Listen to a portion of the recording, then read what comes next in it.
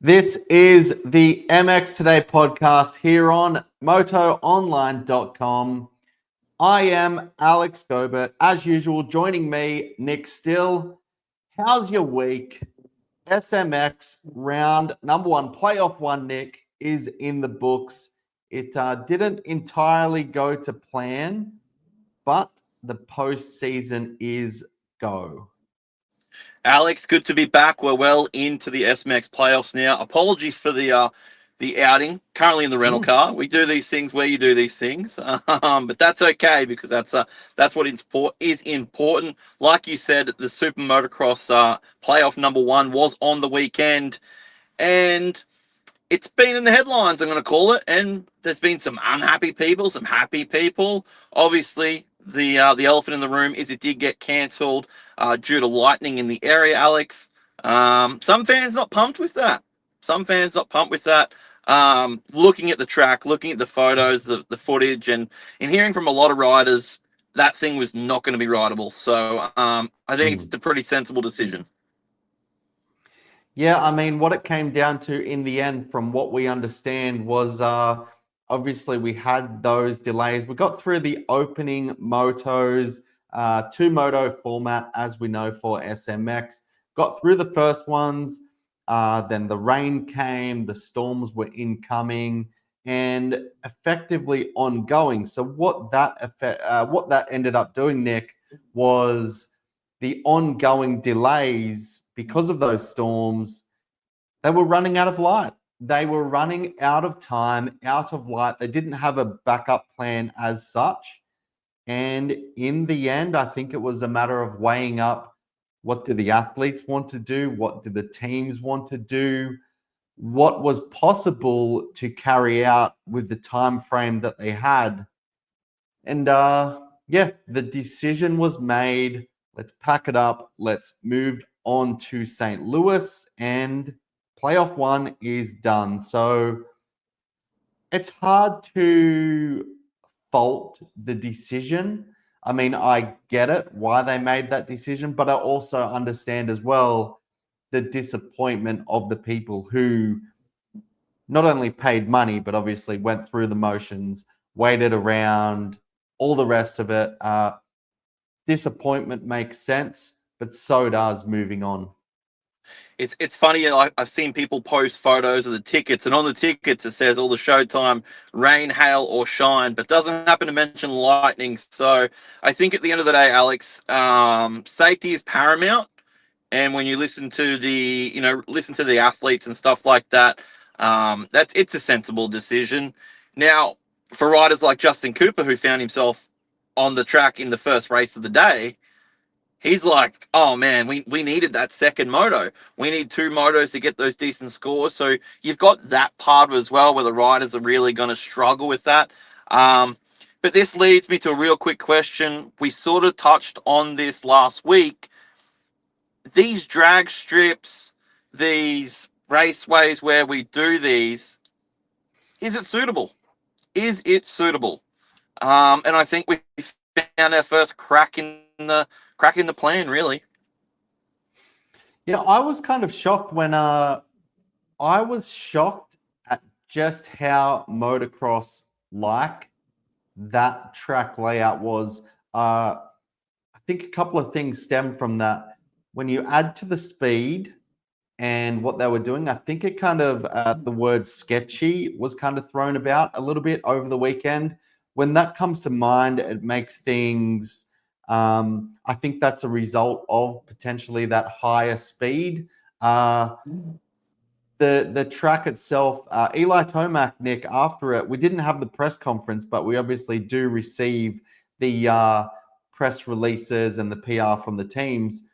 Eli said it was one of the most interesting tracks he'd ever been. I don't necessarily think he or anybody else were a fan of it, but what we kind of did get from it, Nick, was the combination he thought of being an SMX type track was pretty good. Mostly motocross, ruts, bumps, all the rest of it. And that kind of the supercross type rhythm as well. I wasn't really expecting that balance. I mean, you could see it from the track map going in, but to see it in action, that was the most motocross style track that we've seen at ZMAX so far. I think we see the opposite this weekend. I think it's more going to be a stadium style feel to it. I feel like the rhythm lanes are going to be a little bit more. I feel like we might have even learnt something from the past weekend as well. Like when they've got soft soil like that, when they do have rain in the area throughout the week, it creates those pockets in rhythm lanes where the bike might react a little bit differently to say than it would have had harder suspension, just more traditional supercross setup. So I feel like they're going to learn more and more as this thing goes on. But yeah, I don't know. I don't know. We had the potential of losing a few riders on the weekend, which we wouldn't like to see at the first round.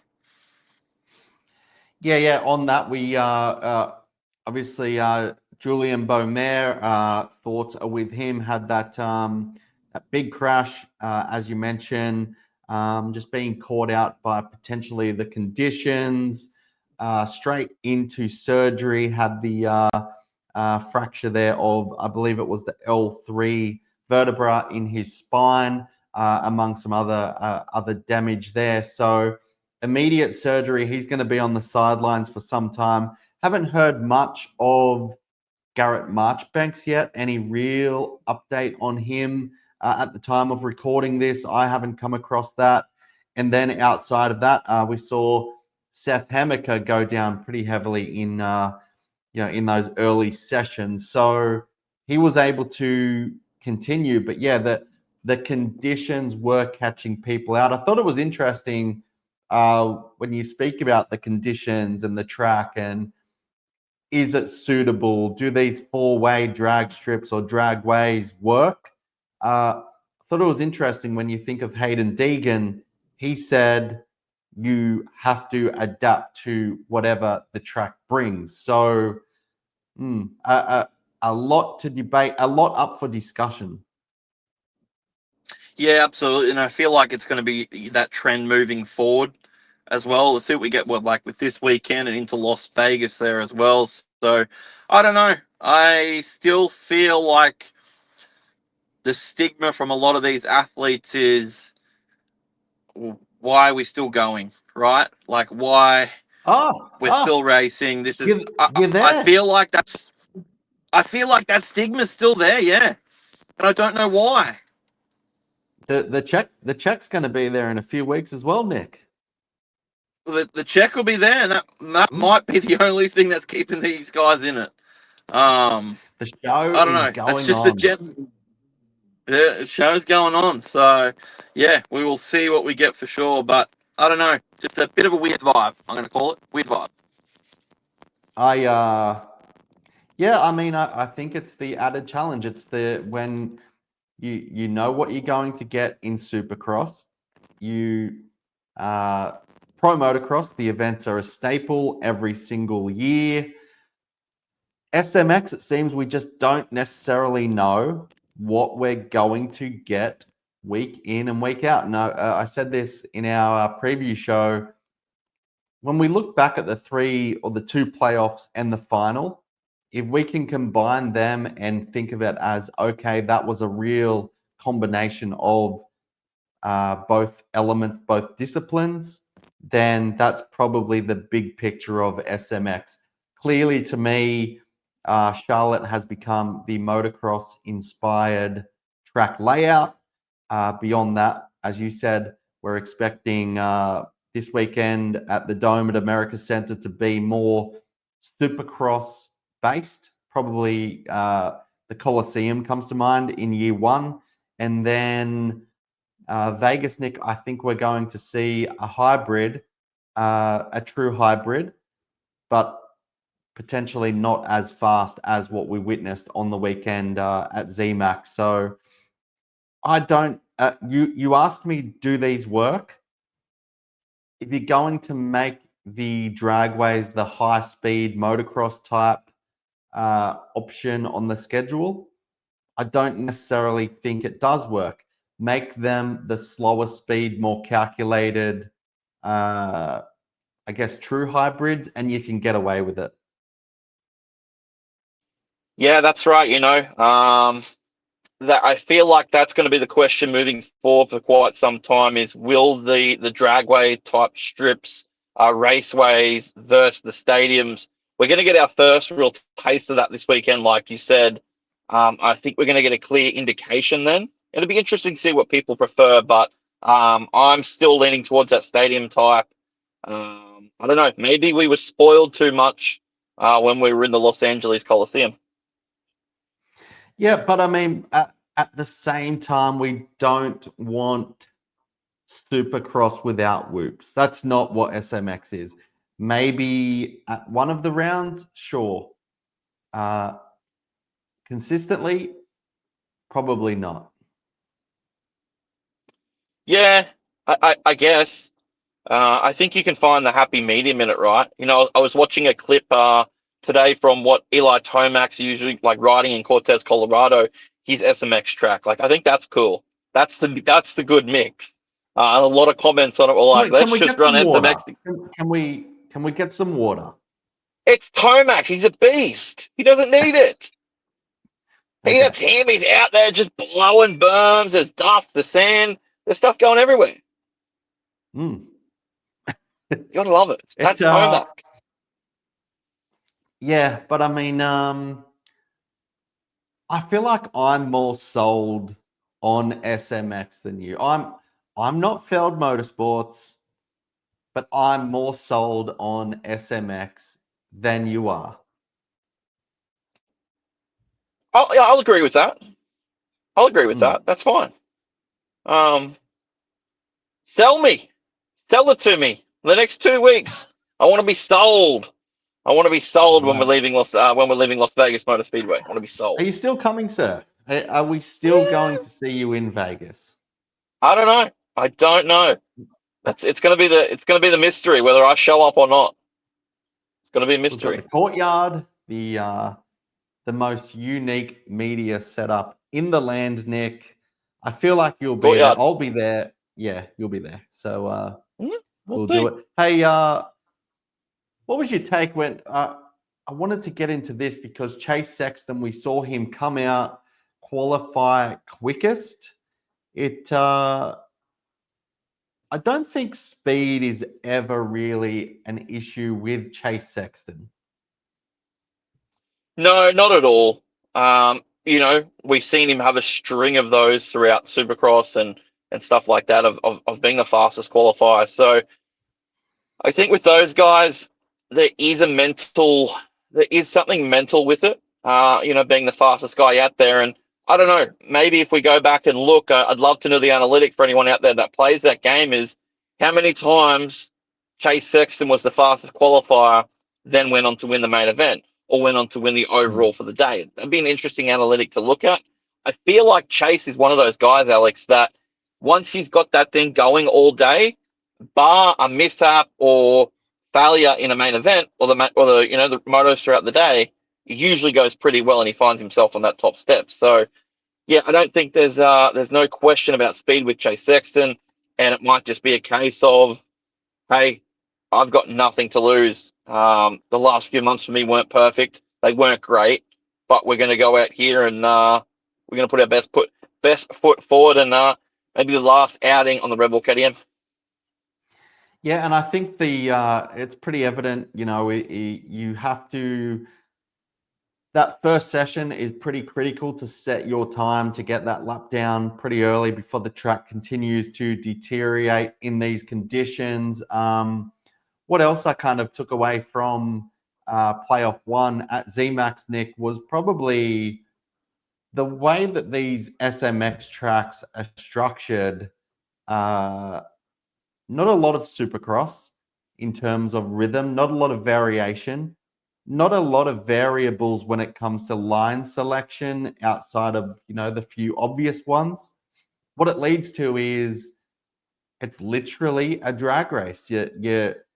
Where you are on the track, what it all relates to, Nick, in the end is the lap times end up being so close in this environment. And I think it lends itself in some ways to tighter racing because it's difficult to get an advantage.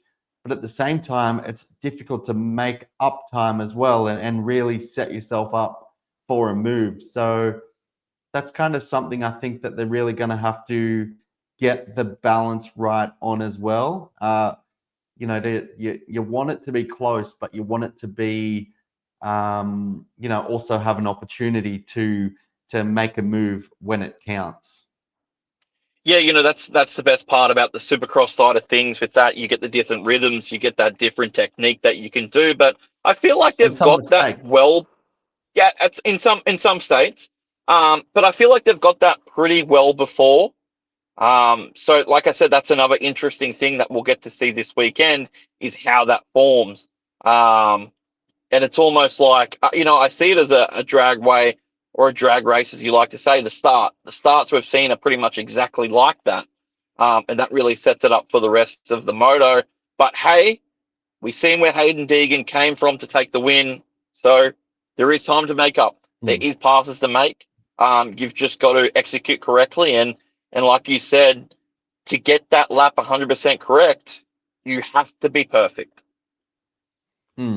It's definitely not impossible to come forward, as you said about Deeg. So when you look at Jet Lawrence, this is another topic that's been sort of spoken about consistently. But his will to, once he's in the lead, to manage from the front, he doesn't mind if you're within a second or so away.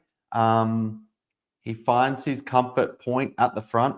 It seems like he's just going as quick as he has to go to win these races, reduce the risk, and get the result. At Jet Lawrence, we heard Jason Thomas say it on the broadcast.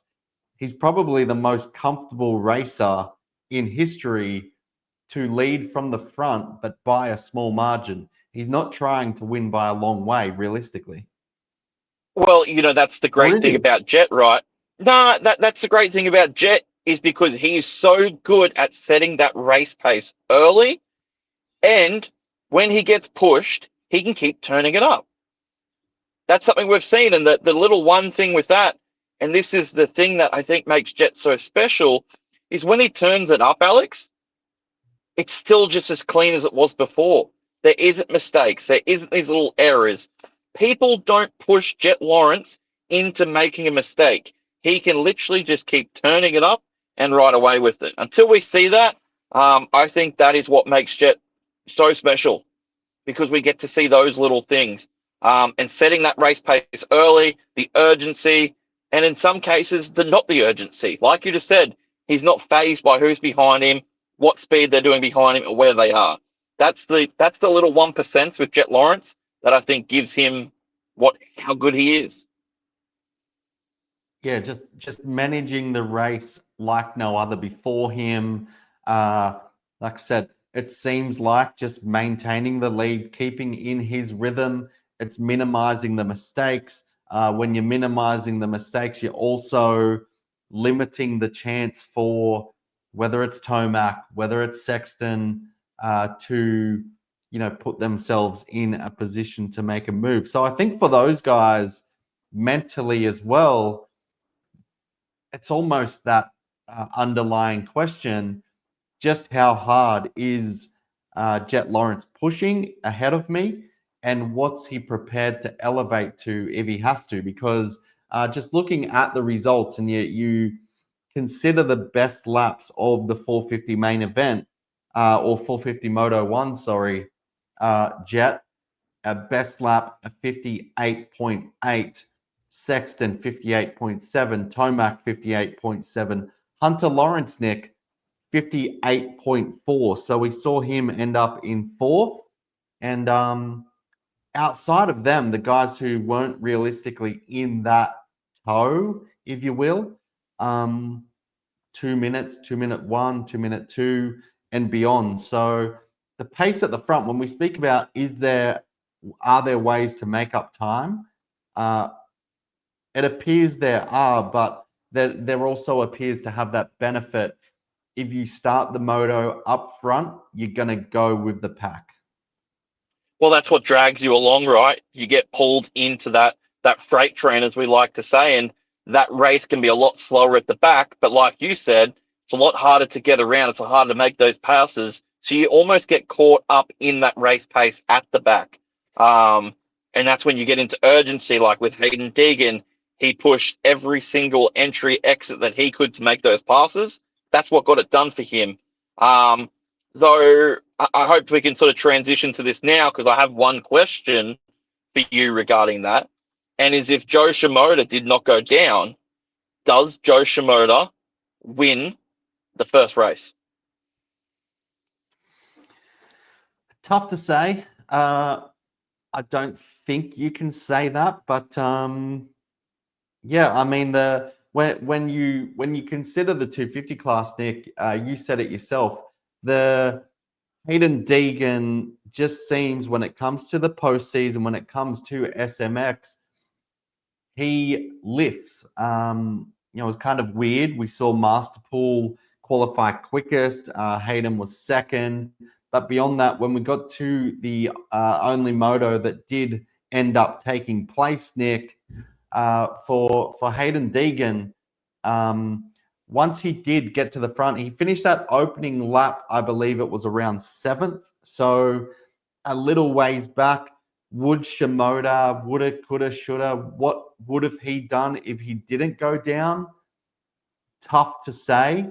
But again, I think the underlying story here, Nick, is Shimoda and Hayden Deegan continue to be the class of this field.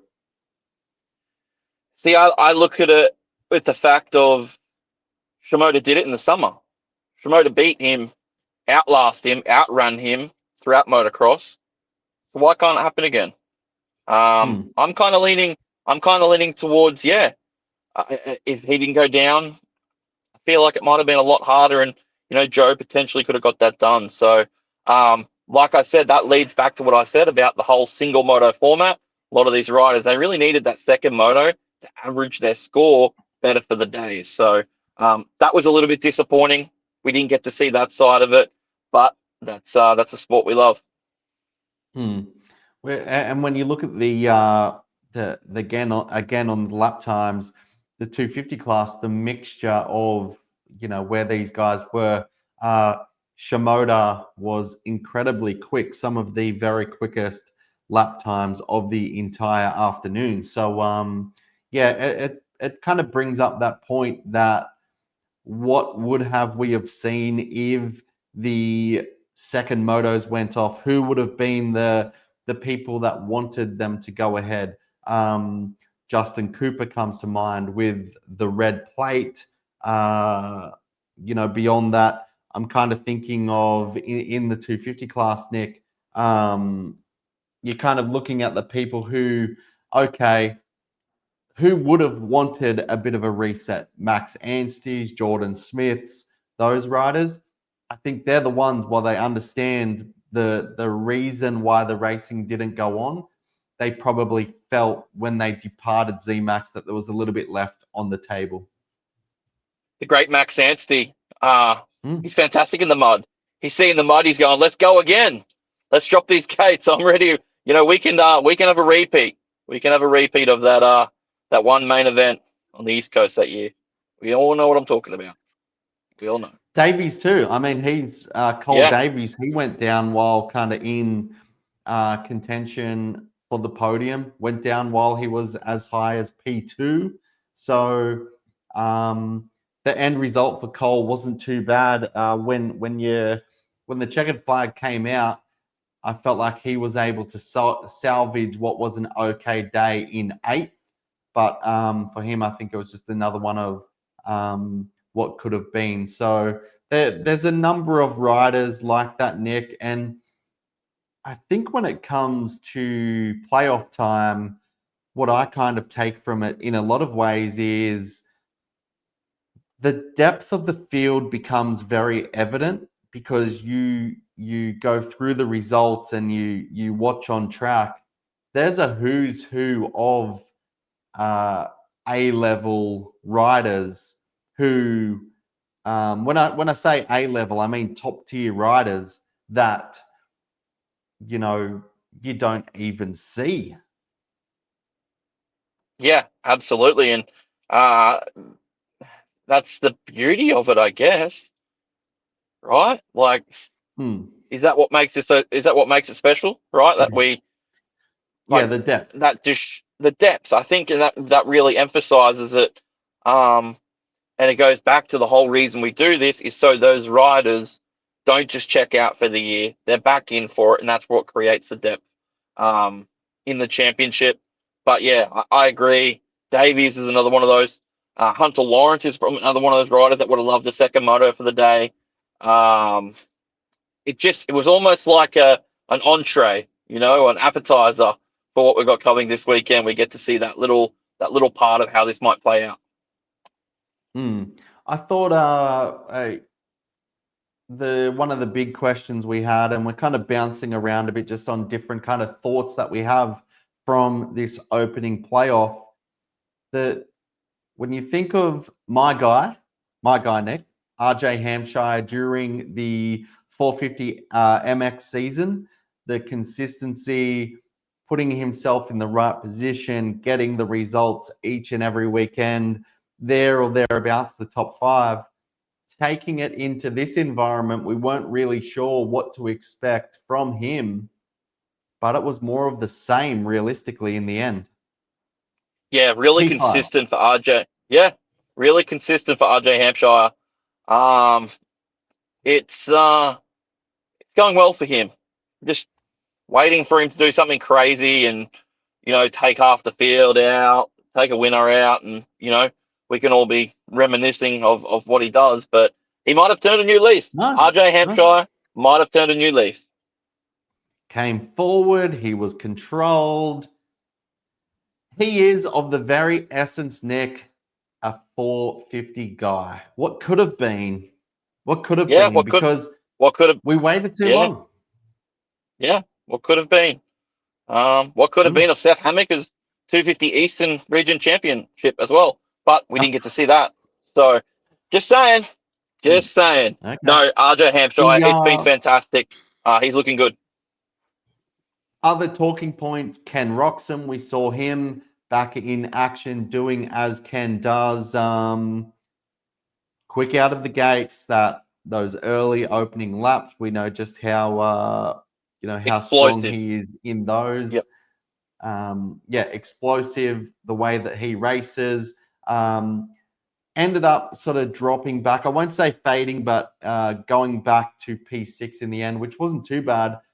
Cooper Webb, on the other hand, he was seventh. And I don't want this to be a review or an express type podcast, but I think seventh was not too bad for Webb. How fit, how healthy he is with just a few weeks on the bike going in, I'm not certain. Definitely not 100%. I think he was pretty low key, kind of calm over the weekend and that kind of thing. He always seems to be at playoff time because, after all, he has the big one. He has the 450 SX Championship already this year. But what we did see as well from Webnick was that fly racing beast from the East collab with Damon Bradshaw. We saw them go out together in the opening. Bradshaw there on the YZ250. Obviously, Coop on his bike. So, yeah, kind of a real throwback to Damon's early 90s look. And I think it was well done.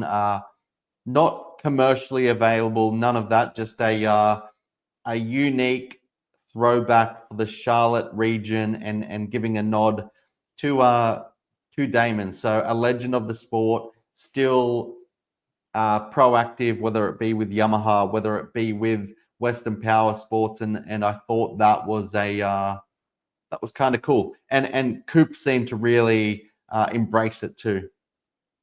Yeah, basically just something we can appreciate, right? Something we can in that moment appreciate, and definitely looks very, very cool.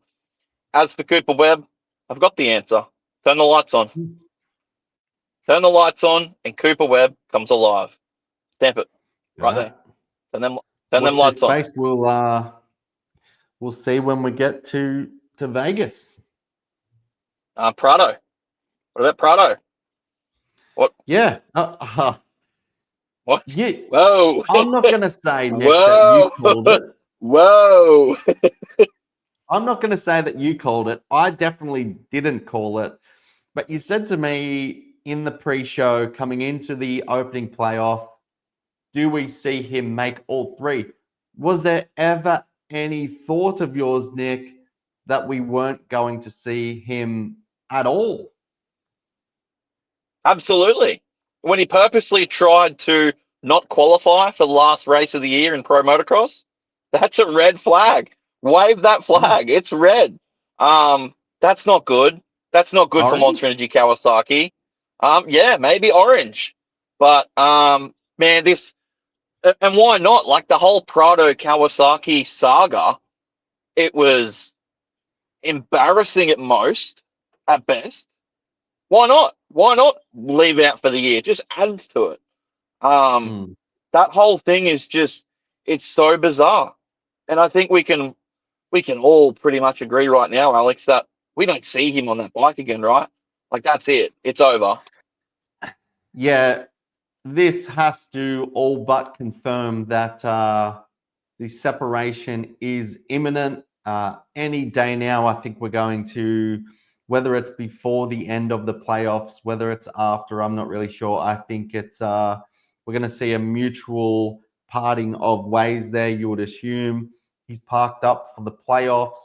Only year one of a 3-year deal, Nick, which is kind of unprecedented in a lot of ways that they committed that heavily straight up. I think they want to see the back of him as much as he wants to get away from them. The word is that he potentially has that home back at KTM, back where he's comfortable within the group. Does he pick up and take over what the seat was that was initially kind of, I guess, planned for Tom Vial, who instead is looking to go back to MXGP with Honda? That's the word. Time will tell. I haven't heard anything of it directly, but That's a dangerous mm, scenario for Jorge, aka George Prado. mm, If you go back to that team, not say back to that team, you're back on that bike that you're familiar with, and your results don't improve significantly, it's over. mm. It's done. You're back in. I You're think back in there's Europe. still, as a 4-time world champion, if it doesn't work out for him, if he does get that opportunity back in a familiar environment on his preferred platform, which wasn't necessarily his preferred platform when he went to Kawasaki. He thought there was benefits elsewhere in Supercross at least. But I think if he does get this chance at Red Bull KTM and it doesn't work out, I think you can take comfort in that. It's not a case of what could have been, what might have been. If it happens, he's going to get that understanding of, okay, here's how it worked out on the KTM. If it doesn't happen for him, maybe he can comfortably go back to Europe and reset his career at that point. Are you As a are you ready four-time for the world champion, he can. Are you ready for the kicker? Mm. Jorge Prado, aka George, our friend George there, he moves over to the Red Bull KTM squad. Chase Sexton gets on the Monster Energy Kawasaki, and Monster Energy Kawasaki and Chase Sexton beat Jorge Prado, aka George. That's the ultimate. Uh, there will be cheering. There will be pizza every day at Monster Energy HQ. What a moment in time that will be. But that leads me to And I thinking, think and this that is is the expectation. 100% it is, and I hope Mm. it happens. And that's not me being biased because I love Kawasaki. It's I just love that storyline. But let me ask you this question: that frees up a space there. We know Jason Anderson won't be returning there. Who do we potentially put on that bike? I know at this time now, it looks like you couldn't have a rider like Christian Craig, Joey Savacci. Who is the next best person you put on that KX 450 SR? Hmm. It's tough to say. Obviously, relatively late in the off season, or not off season, but the silly season. The contract talks have been ongoing for some time now. We know, or we think, that Ken Roxon has a contract from Hep Motorsports and Suzuki. Has he signed it? I have no idea. Is he an option for Kawasaki? They'd probably like to think so.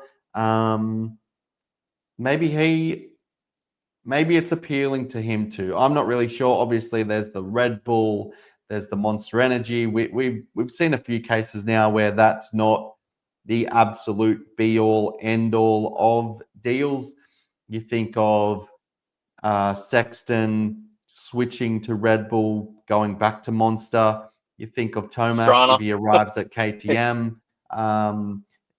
Eli would be in Red Bull. Think of Marc Marquez, Red Bull legend, and then obviously Pirelli. Ducati in MotoGP. Yeah, so the precedent is there, but another one of those things time will tell. There's also the very case, Nick.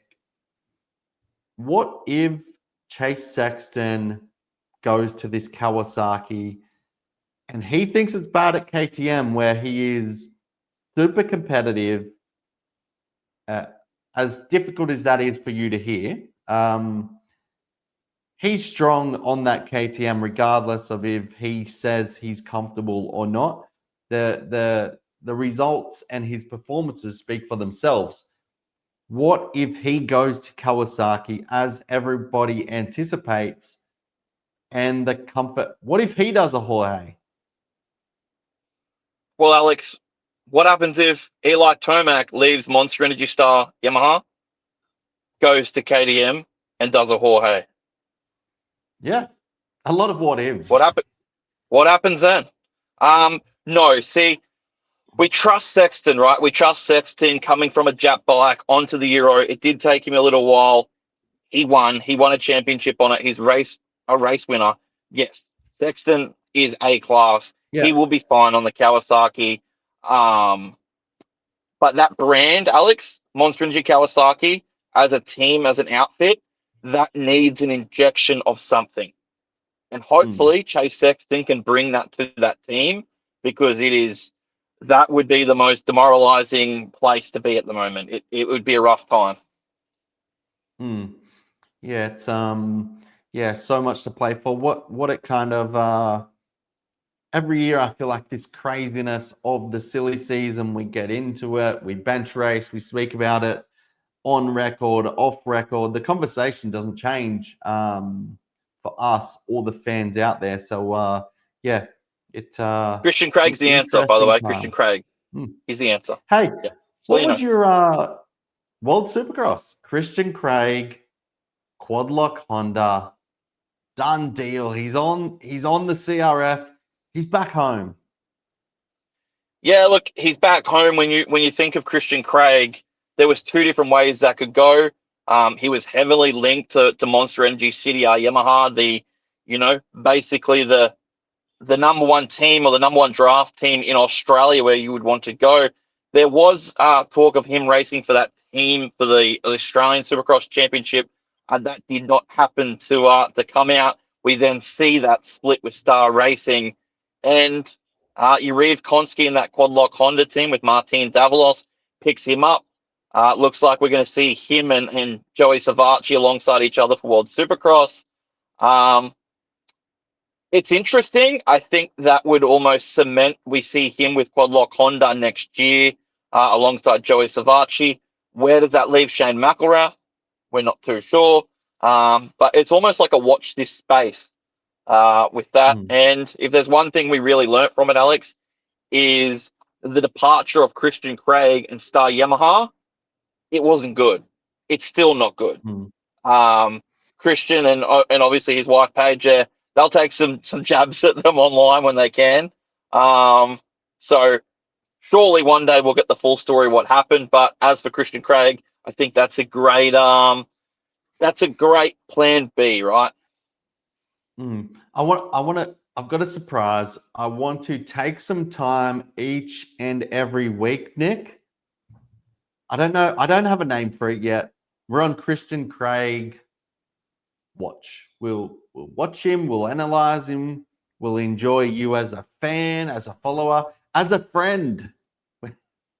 We'll As a friend, if there's one thing that should excite that team with Martin and Yariv, is how good of a test rider Christian Craig is.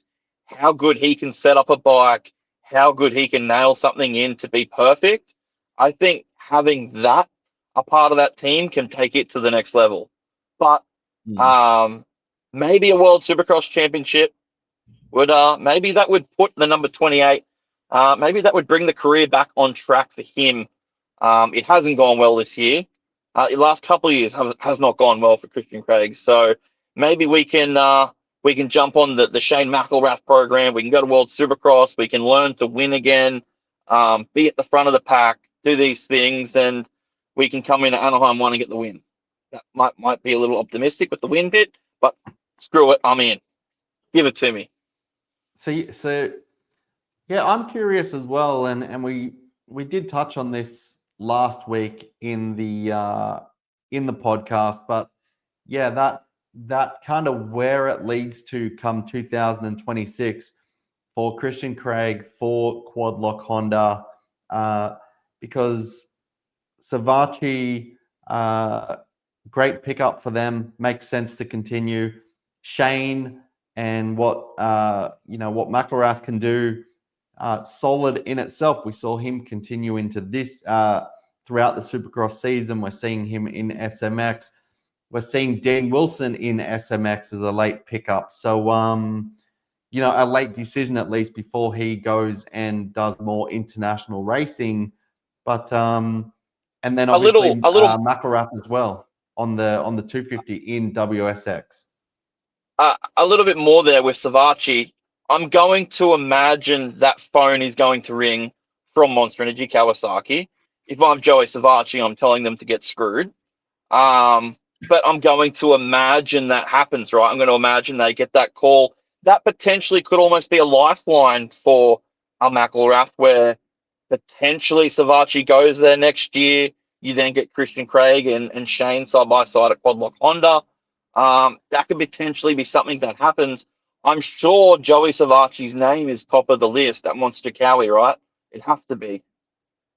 It would have to be a consideration.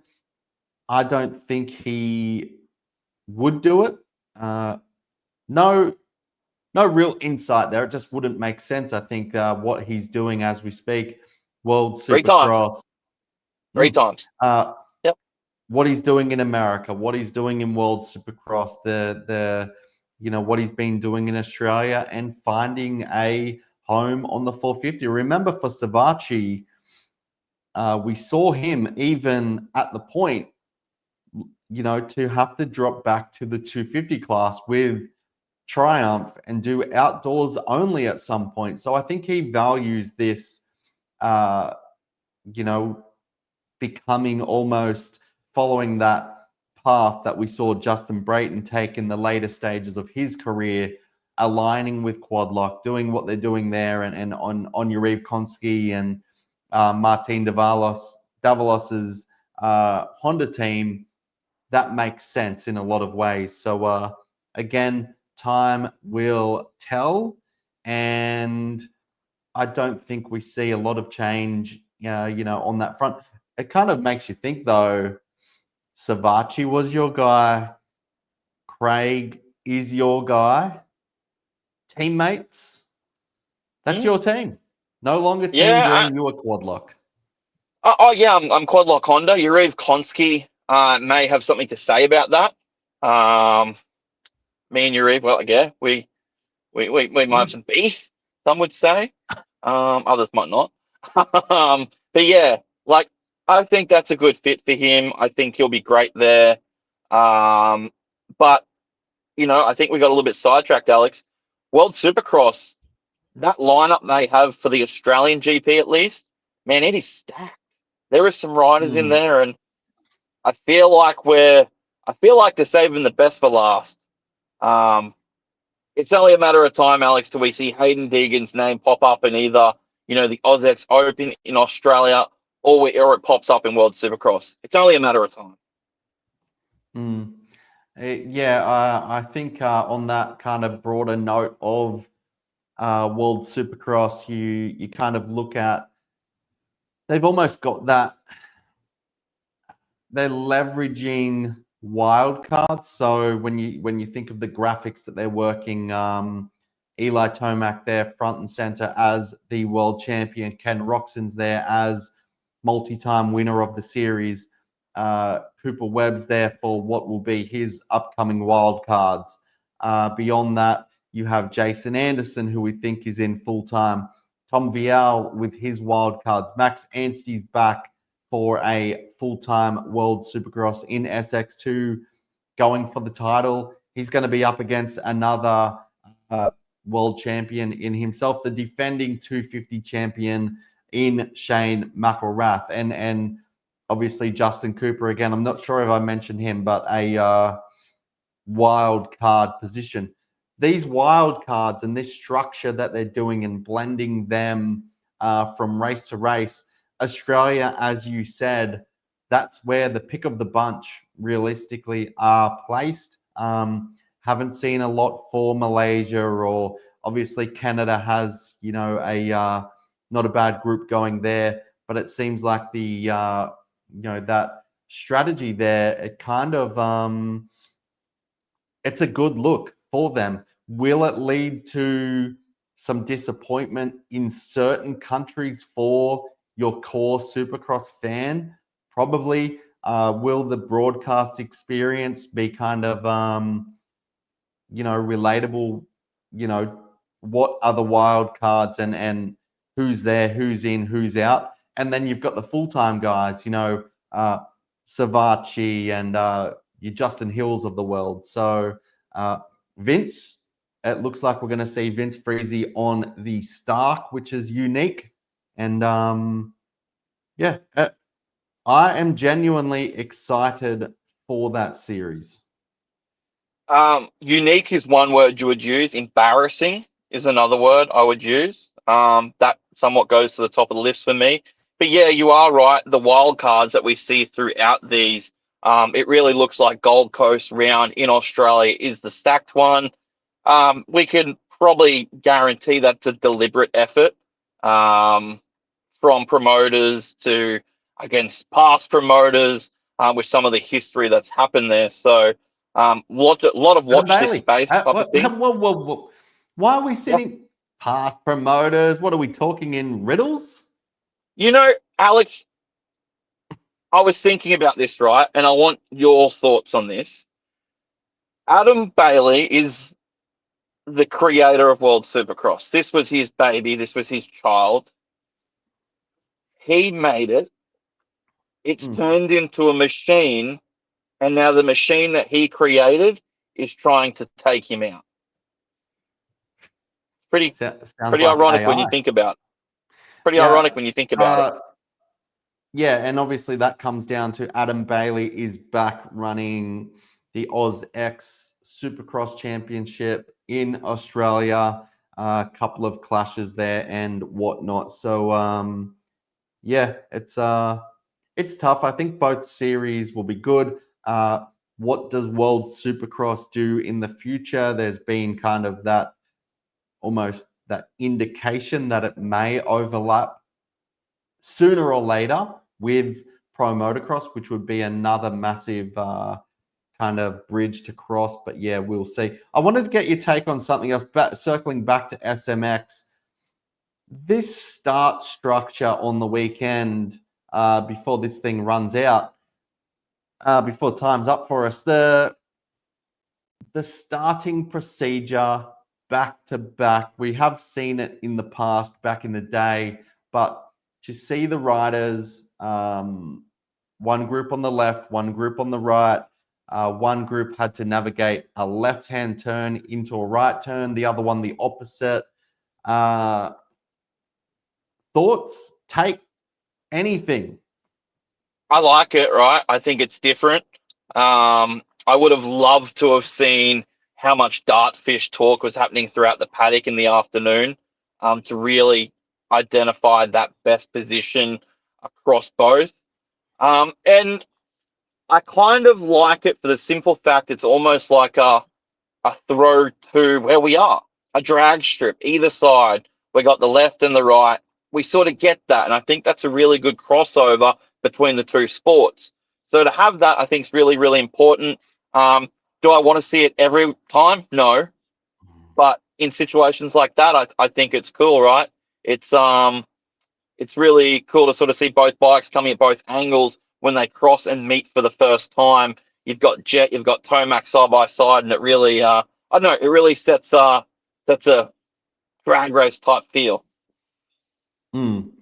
Yeah, kind of that split lane. I think the way that it kind of worked, and you think of Eli Tomac and what he managed to do. His start was good. He was pretty solid. Chase Sexton, not sure what went on with him. Looked like he was going to get that track position, and then he didn't. But yeah, on Eli, before we wrap this up, to see him get himself in position, because it's not always the case, to see Eli start up front and then he just had that tip over. What are we starting to look into these minor crashes more? Should we? Because it's happening, time and time again. When you think of Eli Tomac this year, he's been quick, he's been competitive. Just these little mistakes are costing him in the end. I thought you were going to go to a scoop rant then. I thought that's where you were heading. No, nope. You were heading. You don't think it's got anything to do with the scoop?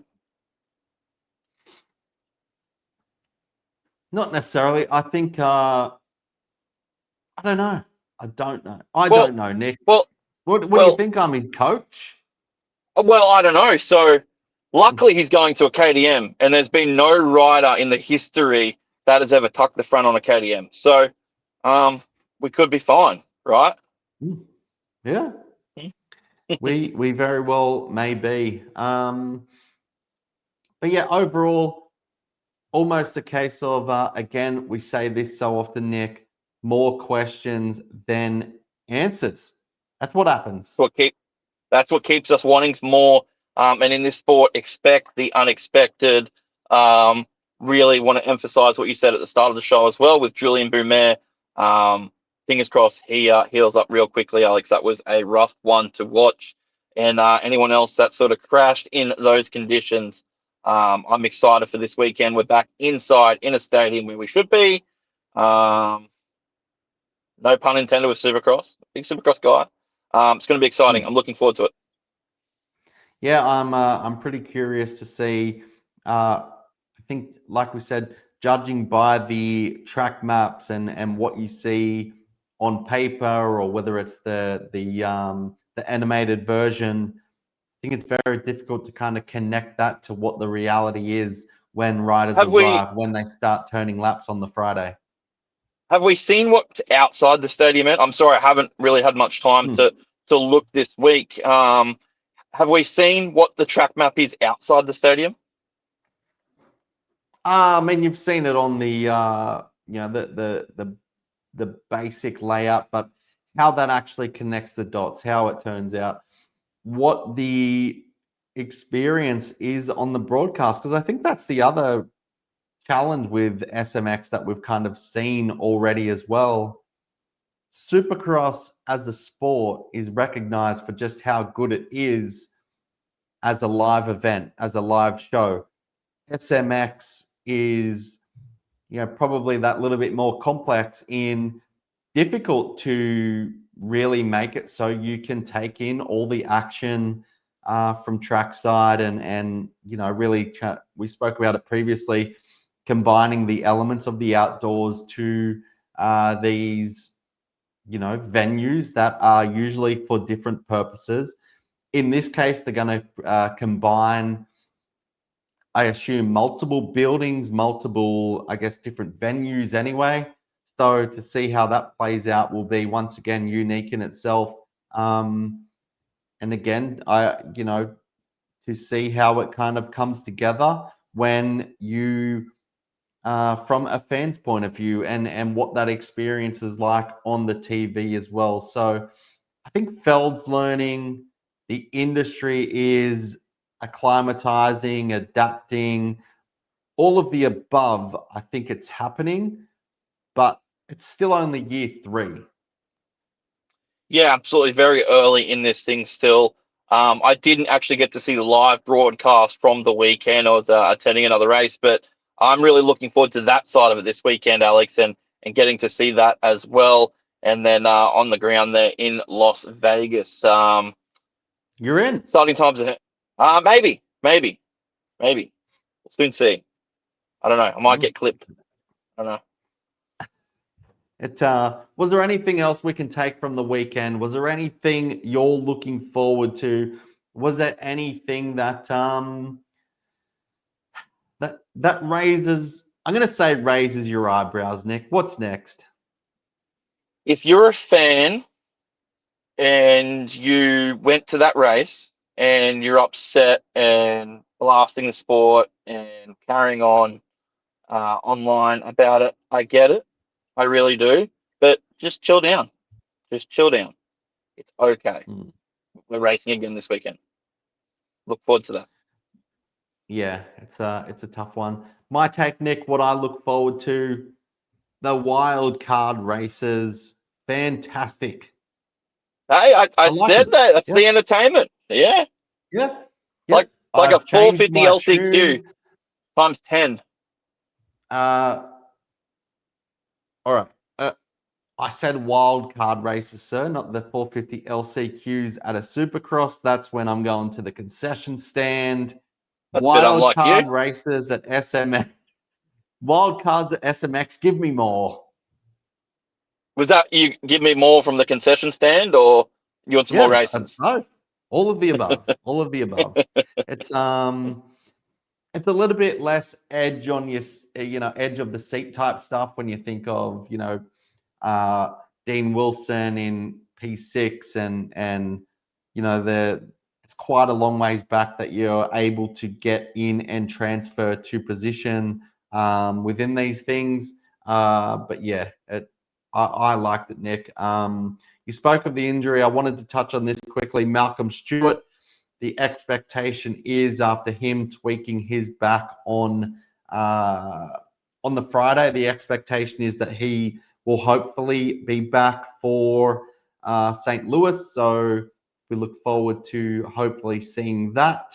Outside of that, where SMX next will be back, we're going to see them again. And quick one, Nick, when it comes to the championship points from the weekend, in that 250 class, we saw Seth Hammaker cross the finish in second, penalized 5 championship points for jumping on the red cross. We saw Levi Kitchen as well.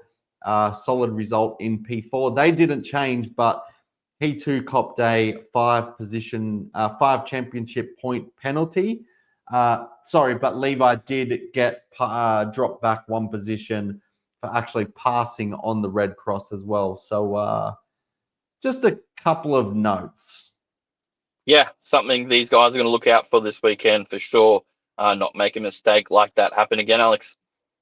As I said, the results weren't impacted a lot. I guess for Kitchen, it mattered in terms of potential podium, but the podiums didn't go ahead anyway, Nick. It's No press conference either. Press conference cancelled. Everybody had to leave the venue ASAP, and it was game over. Never happened. And it looks like you want to leave this ASAP. Yep. Let's wrap it up. Never happened. It was like the race never happened. I'm joking. It's You're waving the checkered flag. I've said enough. Are we done? We're done. Moving on this weekend. Looking forward to discussing it all again with you, and seeing what you throw at me next week. Appreciate it, Nick. As always, good times. This has been the MXtoday Podcast on MotoOnline.com. Check the socials at MotoOnline. Thank you.